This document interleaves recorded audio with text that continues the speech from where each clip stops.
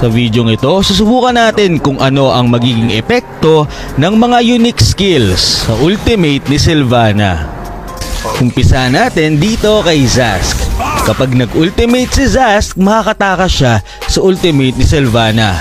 Pero kapag siya ay lumabas doon sa ultimate niya, mapupunta ulit siya sa pwesto kung saan siya kinulong ni Sylvana.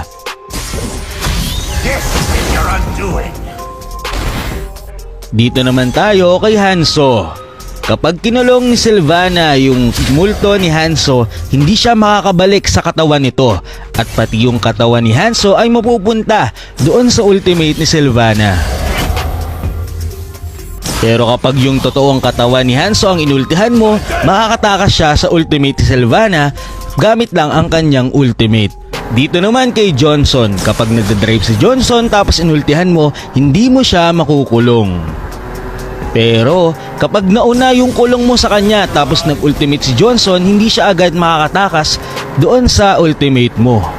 So ibig sabihin, para makatakas ka kay Sylvana, dapat ikaw yung unang mag-ultimate kung Johnson ka. Kasi kung mauuna yung Sylvana, kahit anong gawin mo, hindi ka makakatakas. Ganun din ang logic dito kay Aldous.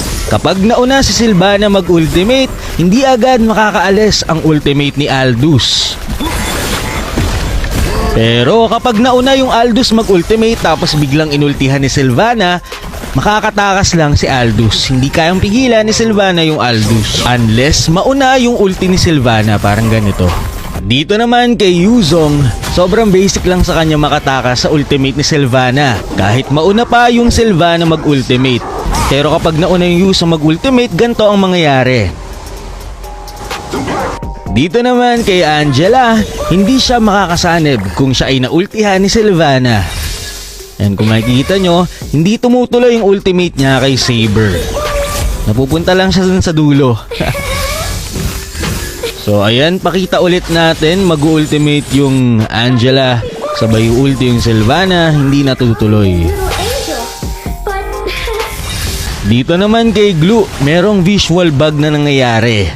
So kapag naultihan ni Sylvana si Glue, tapos sumanib si Glue dun sa kalaban, kung makikita nyo, yung animation ay nandun pa rin sa loob ng ultimate Sylvana. Ayan, tignan nyo mabuti ah.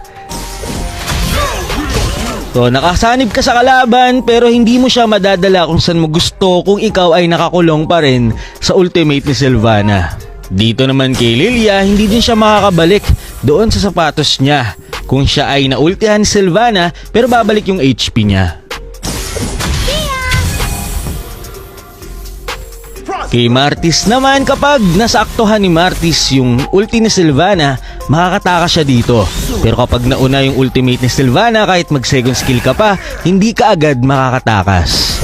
Yung mga skill naman na nakaka-purify, kagaya ng ultimate ni Akai, ultimate ni Mia, ultimate ni Argo, second skill ni Wanwan, kayang-kaya lang makatakas sa ultimate ni Sylvana.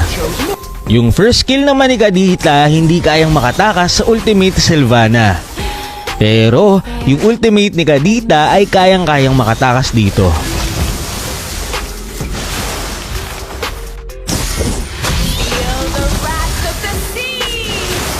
Dito naman kay Hayabusa, may kakaibang nangyayari din. Kapag nag-ulti si Hayabusa, susunod yung kanyang shadow kill doon sa kalaban. Pero pagkatapos ng duration nito, babalik din siya doon sa ultimate ni Sylvana. Parang yung nangyari lang kay Zazk. Dito naman sa ultimate ni Phobius, kahit tumalon si Phobius sa kalaban na nasa labas ng ultimate ni Sylvana, hindi siya makakatakas. Ayan, ulitin natin. Dito naman sa ultimate ni Louie, kapag nag-ultimate ka sa malayo tapos naultihan ka ni Sylvana, hindi ka rin makakatakas. Yung ultimate naman ni Ling, makakatakas lang din ng basic sa ultimate ni Sylvana. So yun lang yung mga sinama kong unique na skills sa content na to. Dami na namang paparating na skin na magaganda, no? Kaya naman meron tayong i-game review na app kung saan pwede kang kumita habang naglalaro ka lang.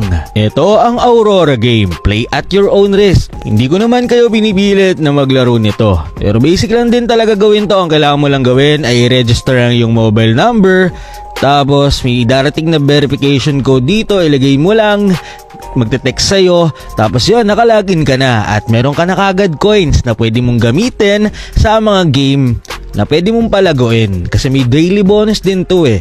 So ayan, kung makikita nyo, nakaklaim ako ng coins. Tapos yun yung gagamitin natin sa paglalaro. Okay yan, maglalaro tayo dito ng color game.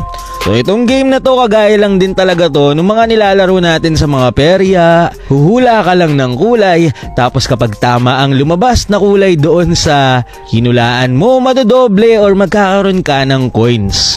Marami ding mga game na pwede kang pagpilian dito. Nasa sa'yo na yan kung ano yung trip mong laruin sa mga game na to. Pwede ka lahat sumali dyan. Tapos pag lagi ka nang nananalo, pwede mo na i-claim yung iyong reward. I-click mo lang yung withdraw, tapos i-link mo lang yung iyong GCash account dito.